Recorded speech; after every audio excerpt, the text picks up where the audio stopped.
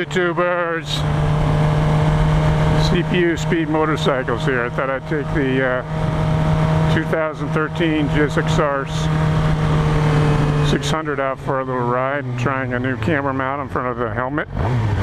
As you can see, it's on the helmet. Big whoop. And I've got my wire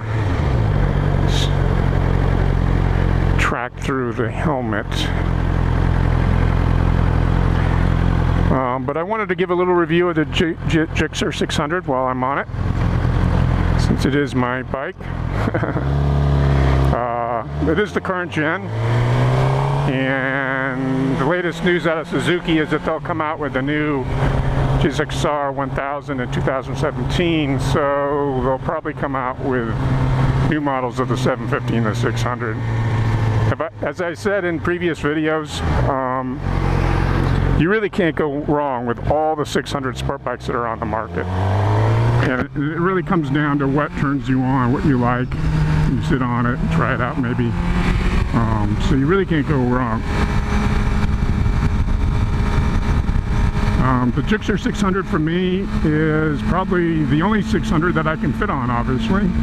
And that was a big selling point for me. I am tall. But they're basically race bikes with mirrors and turn signals on them. And this comes with all the goodies that you would expect, as Brembo brakes, inverted forks, a slipper clutch, fully adjustable suspension. Did I mention the Brembo brakes? Oh, the steering damper. Yeah, steering damper, that's what I wanted. Because of the steering damper too. Wow. Kind of like the Suzuki's for track days, because the turn signals are inside the mirrors and inside the rear tail section. So you just take off these mirrors for race day, and you got rid of the turn signals also. But it tracks beautifully, no problems. Wonderful bike. The balance of the bike is wonderful. It tracks great. Lots of power. And speaking of power, it does have power modes. It does have ECU mappings right in the button here. There's just an A and a B for the 600 model. The B mode slows the bike and provides less power, which is kind of nice for around town and things like that. And on most bikes with these power modes, it does get reset when you turn the bike off. So if you have it in B, you turn the bike off, turn it back on, we'll be back in A mode. By default from the factory, of course, it's always in A mode.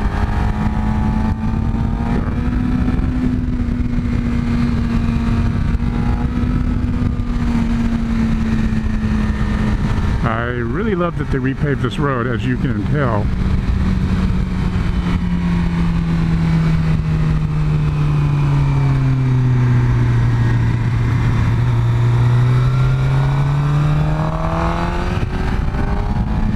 I just wanted to give a little ride and discussion of the bike. There's not much to say, you know. Sport bikes don't get a lot of love these days, but the other thing for, you know, first-time riders and people thinking about getting into motorcycling, you know, in the old days, four-stroke 600s weren't much to speak of, but now they're full-blown race bikes. So I would not recommend the 600 as your first bike. Unless you've got some place to practice on where there's no traffic. And I also say that because there's plenty of 300s on the market. So what you can do is just get a used 300, and that's the way to go for your first time bike.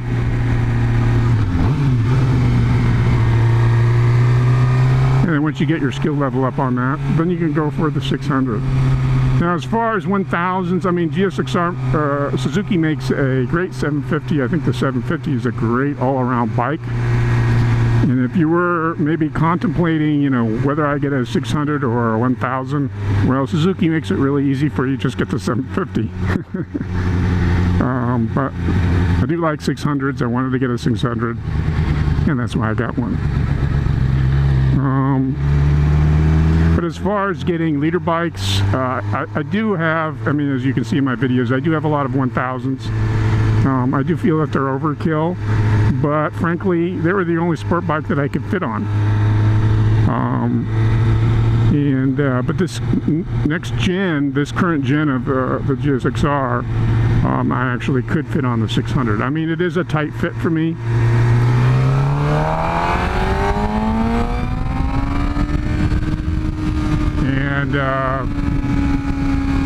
But it's certainly more comfortable, I feel, than the other sport bikes on the market today.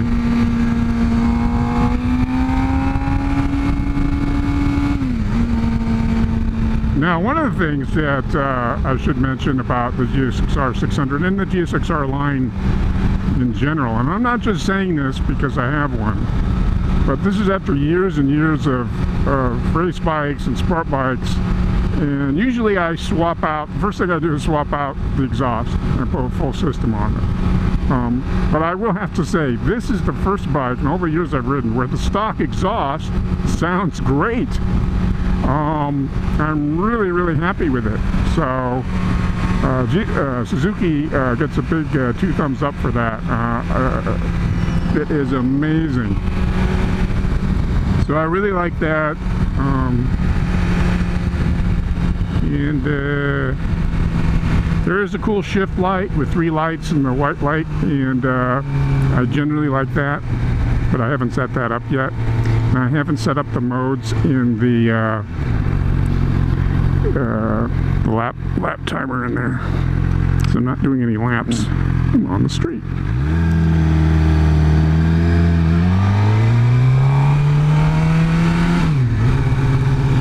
This will be interesting with my new helmet cam. Hopefully this is pointed in the right direction. I can actually look out, and hopefully you can see what I'm looking at.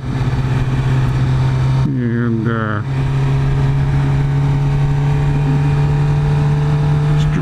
stretch this. Quick check to be sure that that shaft didn't turn around. I doubt it did. So that wraps up my review of the GSX-R600. I think I love sport bikes. I love the 600s. The 1000s are overkill. Whatever turns you on, you know. And I will have to say, I do want to mention that if you are a first-time buyer and you want to buy a new bike, that's what you want to get as a new bike. Is Suzuki has 0% financing on all their motorcycles. So I have to say that all the other brands have really bad financing plans where, hey, you don't have to pay for 3 months, but then the interest rates goes to 20%, or you have some kind of card or some credit card you have to get, or, you know, it's all bullshit. So for those other bikes, just finance it through your bank. But, you know, if the Suzuki turns you on, you like it, just be aware of the 0% financing if you want to buy a new one. See, I can finally look over there and show you where I'm looking. This has all this erosion sealer on it. Not very good around here. Okay. So as I put my paddleboard on my bicycle trailer, I'm going to say goodbye to you all, and be sure to like, comment, and subscribe, and I will see you next time.